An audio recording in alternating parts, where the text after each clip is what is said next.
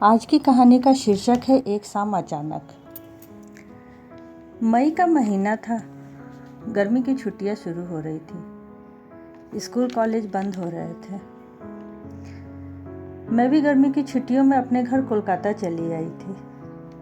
मैं दिल्ली से एमए की डिग्री लेकर कोलकाता अपने माता पिता के पास आ गई थी।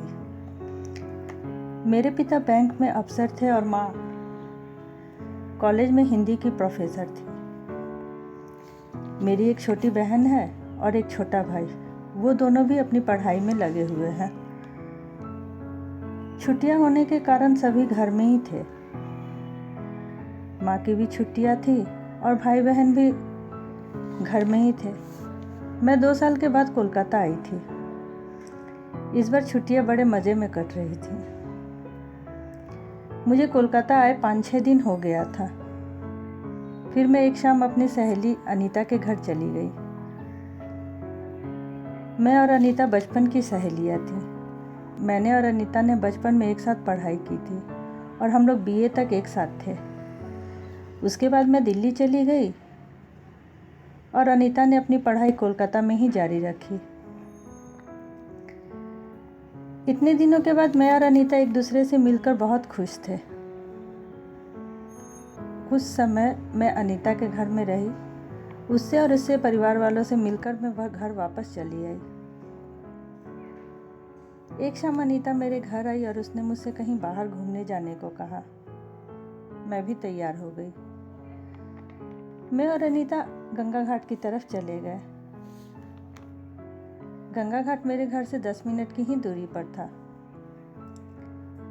बचपन में मैं और अनीता शाम को ट्यूशन से लौटते वक्त अक्सर घाट पर जाकर बैठा करते थे। मुझे और अनीता को घाट पर बैठना बहुत अच्छा लगता था। उस शाम भी मैं और अनीता घाट पर जाकर बैठ गए। गंगा के उस पार का नज़ारा देखने लगे। हमारे गंगा घाट से काली माता का दक्षिणेश्वर मंदिर दिखाई देता था और जूट फैक्ट्री की चिमनियाँ, जिसमें से हरदम धुआं निकलता रहता था। घाट पर और भी लोग थे, कुछ बुजुर्ग महिलाएं, कुछ लड़के, कुछ अधेड़ उम्र के इंसान, जो एक दूसरे से अपने दिन भर की बातें कर रहे थे। काफ़ी देर बैठने के बाद मैं और अनीता जाने के लिए जैसे ही सीढ़ियों के ऊपर चढ़ने लगे, अचानक मेरा पैर फिसला और मैं गिरने ही वाली थी कि किसी ने मेरा हाथ थाम लिया और मैं गिरते गिरते बची। खुद को संभालने के बाद मैंने उस इंसान का शुक्रिया अदा किया और मैं और अनीता घर चली आई। ये वाकया रात भर मेरे दिमाग में घूमता रहा। एक शाम मैं और मेरी छोटी बहन पूजा के लिए गंगा जल लाने गए। घर में पूजा के लिए गंगा जल खत्म हो चुका था। उस दिन इतवार का दिन था, इसलिए घाट पर भी ज़्यादा भीड़ थी। तभी किसी ने मुझसे कहा, आपको उस दिन चोट तो नहीं आई थी? मैंने कहा नहीं। उन्होंने मुझसे कहा, लगता है आप यहाँ नहीं हैं। मैंने कहा नहीं, मैं यहाँ नहीं हूँ। मैं यहाँ गर्मी की छुट्टियों में अपने घर आई हुई हूँ। बातों बातों में हम दोनों ने एक दूसरे का नाम पूछा। उसने अपना नाम शेखर बताया। शेखर भी वहीं का रहने वाला था। उसकी पढ़ाई पूरी हो चुकी थी और वो अपनी नौकरी के लिए कहीं बाहर जाने वाला था। फिर तो मैं और शेखर अक्सर मिलने लगे। शेखर अक्सर घाट पर आया करता था। मुझे और शेखर को मिले अब 2 महीने हो चुके थे। छुट्टियां भी ख़त्म हो रही थी और मुझे बीएड में एडमिशन के लिए दिल्ली जाना था। मैंने अपने और शेखर के बारे में अनीता को भी बताया था। अनीता भी 2-3 बार शेखर से मिल चुकी थी। शेखर की बातों और शांत स्वभाव से अनीता भी उसे काफ़ी पसंद करती थी। मेरे दिल्ली जाने का वक्त आ गया। दिल्ली जाने से पहले एक अंतिम बार मैं शेखर से मिलने घाट पर गई। शेखर ने कहा भी था कि वो आएगा। मैं घाट पर पहुंच गई पर शेखर नहीं आया। मैं काफ़ी देर तक शेखर का इंतज़ार करती रही। बहुत देर घाट पर बैठने के बाद मैं घर चली आई और ये सोचने लगी कि क्या शेखर आया था घाट पर या नहीं। अगले दिन सुबह की ट्रेन से मैं दिल्ली चली गई। छुट्टियां ख़त्म होने के बाद सब अपने अपने जीवन में व्यस्त हो गए। मैं दिल्ली में आगे की पढ़ाई में लग गई। उसके बाद 1-2 बार कोलकाता आना हुआ, पर मैं गंगा घाट नहीं जा पाई। हाँ, अनीता के घर ज़रूर गई थी, ये सोचकर कि शायद शेखर से उसकी मुलाकात हुई हो। पर निराशा ही हाथ लगी। बीएड की पढ़ाई पूरी करने के बाद मैं कोलकाता आ गई। कोलकाता में मुझे एक टीचर की नौकरी मिल गई। मैं कोलकाता में ही नौकरी करने लगी। नौकरी करते अब मुझे 1 साल बीत चुका था।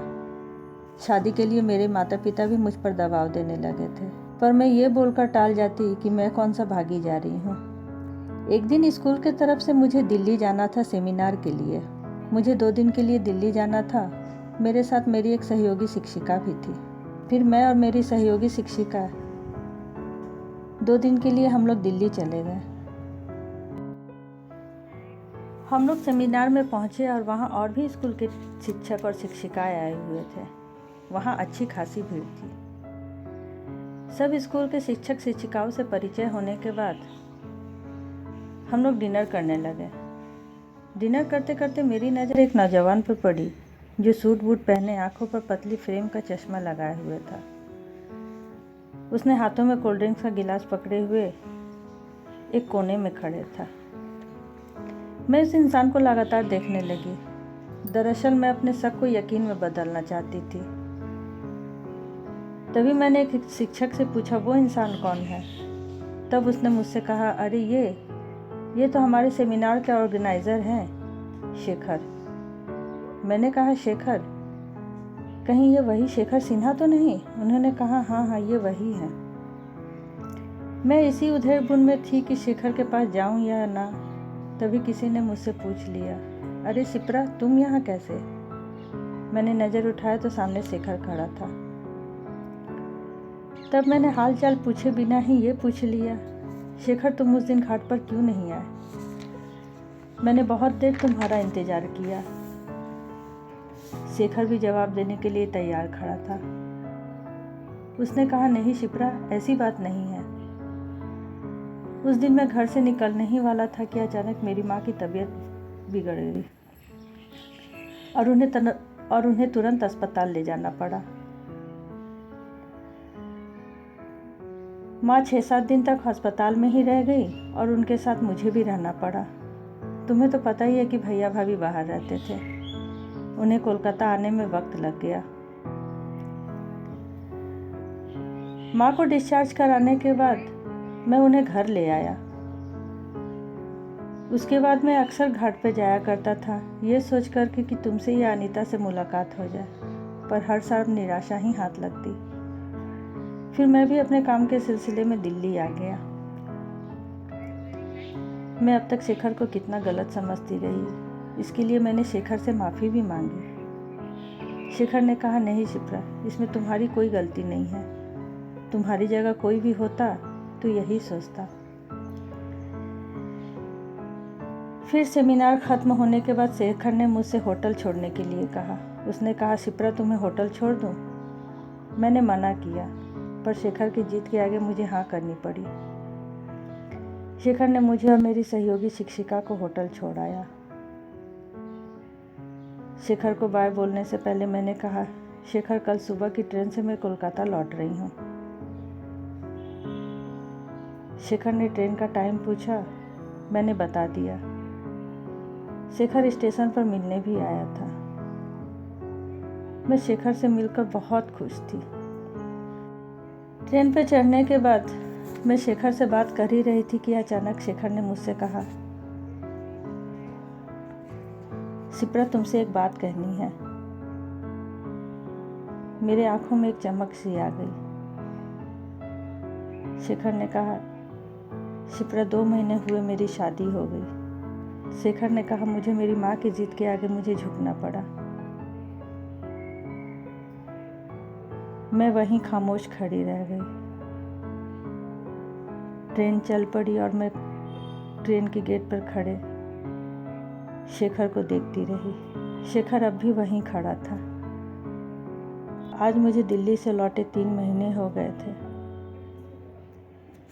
ये थी मेरे और शेखर के मिलने और बिछड़ने की कहानी।